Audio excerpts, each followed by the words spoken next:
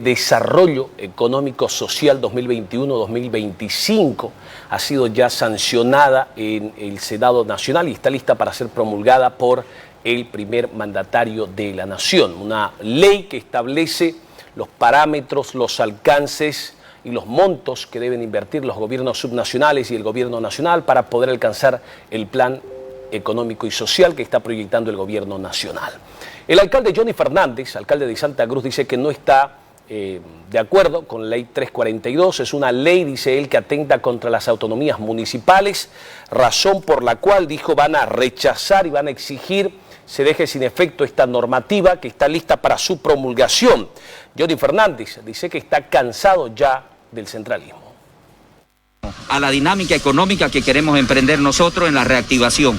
No podemos nosotros pedir permiso, seguir pidiendo permiso al centralismo para hablar de todo lo que son planes y proyectos de reactivación. Nosotros podemos hacer nuestras propias políticas de desarrollo económico, de reactivación económica, ya en alianzas estratégicas con los privados y no estar siempre sometidos a lo que son directrices nacionales que en muchos casos se convierten en una burocracia y se convierten a veces en trabas en lo que es el desarrollo y la inversión pública y privada que tiene que haber en Santa Cruz. Nosotros hemos observado varios artículos y lo estamos haciendo conocer hoy mismo. El alcalde Johnny Fernández está elevando este reclamo ya y se está observando esos artículos para que sean, modificados y que se pueda tomar en cuenta lo que significa el proceso autonómico que tiene que ir avanzando. Si no, con esto estamos volviendo atrás otra vez. Todo se concentra en la paz, todo se concentra en decisiones nacionales. ¿Y cuándo nosotros vamos a ejercer nuestra propia autonomía? Tener su carta orgánica. La ciudad de Santa Cruz de la Sierra es la única manera.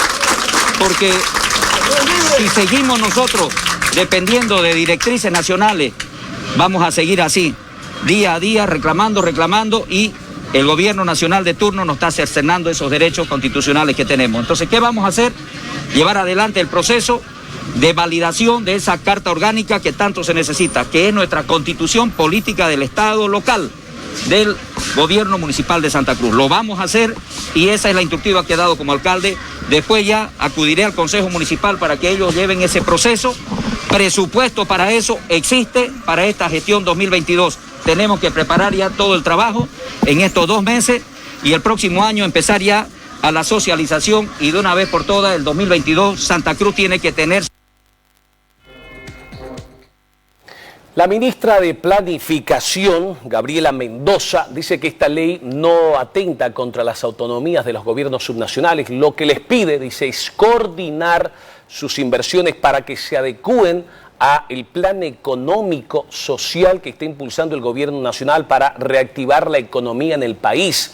No se trata, dice, de establecer en qué van a gastar su dinero, sino de que coordinen con el Poder Ejecutivo los gastos y las inversiones que van a llevar adelante.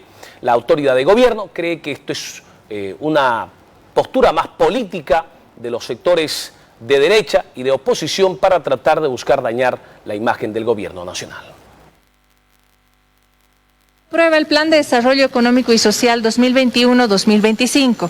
En este plan se establecen 10 ejes de acción muy importantes, pasando justamente desde la reconstrucción de la economía hacia la industrialización con sustitución de importaciones. También se establece una estrategia para promocionar las exportaciones, pero aquellas que generen valor agregado, promocionar la industria, pero aquella que sustituye importaciones, y de esa manera van a poder advertir que todas las medidas de política económica y social están orientadas a fortalecer y permanecer en un proyecto de desarrollo económico y social que garantice aprovechar al máximo las capacidades y las potencialidades productivas del país. Justamente hemos advertido un desconocimiento total por parte de la oposición, empezando por nuestra Carta Magna, nuestra Constitución Política del Estado, señala que la planificación nacional es una competencia privativa del nivel central del Estado. Los departamentos y los municipios tienen sus propios planes.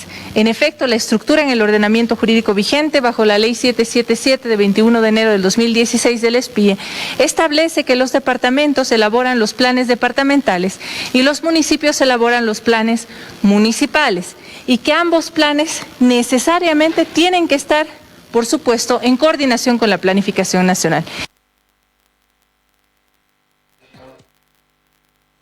Bueno, ¿qué dice la bancada de Creemos respecto a la aprobación, la sanción de la ley 342? El diputado Ervin Bazán dice que esta normativa vulnera las autonomías municipales, departamentales y universitarias. La ministra de Planificación dijo: con esta norma se convertirá en una gendarme que les dirá en qué y cómo deben gastar sus recursos económicos. Plan de desarrollo económico trastoca las autonomías porque obliga incluso a las universidades a enmarcarse dentro del Plan Nacional de Desarrollo del Movimiento al Socialismo, es decir, todas las entidades territoriales autónomas, incluidas las universidades, van a tener que enmarcarse en el plan de desarrollo del movimiento al socialismo, porque eso es lo que dice la ley, más allá de cualquier mentira de cualquier político o legislador del MAS. La distribución de recursos en cualquier organización, incluida la universidad, se hace en base a una planificación.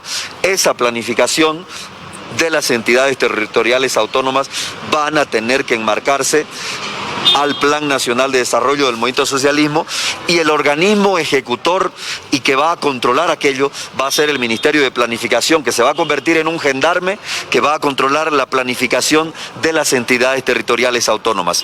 Es parte del plan del Movimiento al Socialismo para controlar los recursos de todas las entidades territoriales autónomas. ¿Qué dice el senador del Movimiento al Socialismo, Luis Adolfo Flores, respecto a esta ley, la 342, que está lista para su promulgación? Dijo que no vulnera las autonomías de los gobiernos subnacionales ni de las universidades y que solo determina un nivel de coordinación para que se pueda establecer en qué se van a gastar sus recursos económicos. Plan de desarrollo aprobado ya la semana pasada en senadores, que seguramente va a promulgar el presidente, es importante para el desarrollo. Yo quiero decir absolutamente claro, la Constitución en sus diferentes artículos garantiza la planificación nacional y responsabiliza al gobierno nacional. Todas las instituciones y organismos de Bolivia deben cumplir. El plan es de los bolivianos, el plan no es del MAS. El plan de desarrollo es de los bolivianos. Está diferenciado las tareas o competencias o responsabilidades. Aquí no se va a hablar y nadie va a tomar una responsabilidad del otro. Y este plan de desarrollo no está intrometiéndose en esos planes que tiene que hacer cada gobierno regional. Pero el tema económico es en el tema económico está ya dividido por norma anterior. Seguramente después del censo se definirá si va a haber un pacto fiscal.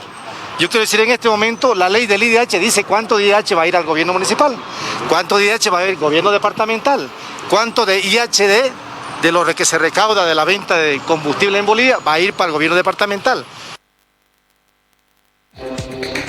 Bueno, ya que hablamos de temas económicos, el senador del MAS, Félix Acpi, dice que así como va la cuestión, es muy posible que haya un segundo aguinaldo en la presente gestión, aunque hay otros que creen que la economía apenas se recupera como para poder establecer el pago de un segundo aguinaldo.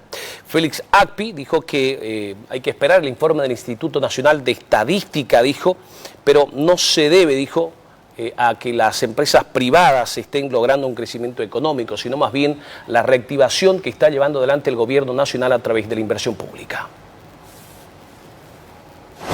Ya los organismos económicos internacionales nos dicen que estamos avanzando y creo que calculan como 5% de PIB.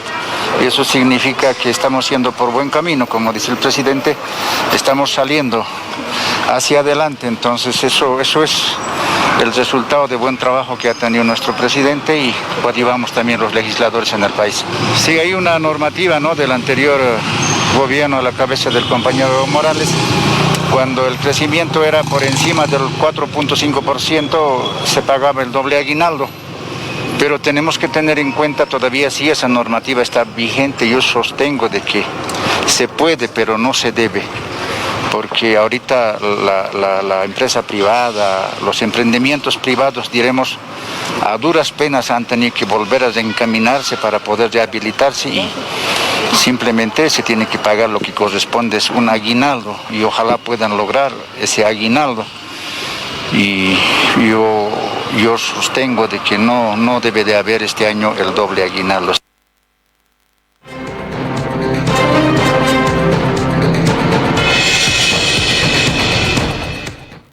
dice la Cámara Nacional de Exportadores respecto a la sola posibilidad de que se pague un doble aguinaldo? Dice que se descarta este extremo, dice que la posición final del Instituto Nacional de Estadística es el que lamentablemente no se va a lograr superar el 4,5%, y los sectores empresariales además están en condiciones, razón por la cual dijo hay que esperar que la economía mejore para poder analizar la sola posibilidad de pagar un segundo aguinaldo.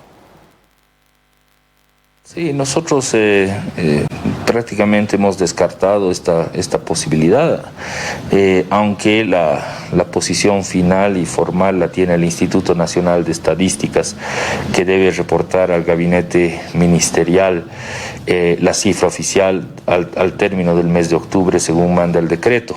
De todas maneras, nosotros pensamos que podría darse el caso de que existan empresas que están en condiciones de pagar este segundo aguinaldo, probablemente tal vez el sector público, pero de darse esta situación, obviamente los que han sufrido más las repercusiones de la pandemia durante el 2020 y parte de esta gestión son las micro y pequeñas empresas, quienes estarían fuertemente afectadas de darse esta situación, aunque de todas maneras nosotros ya lo tenemos prácticamente descartado.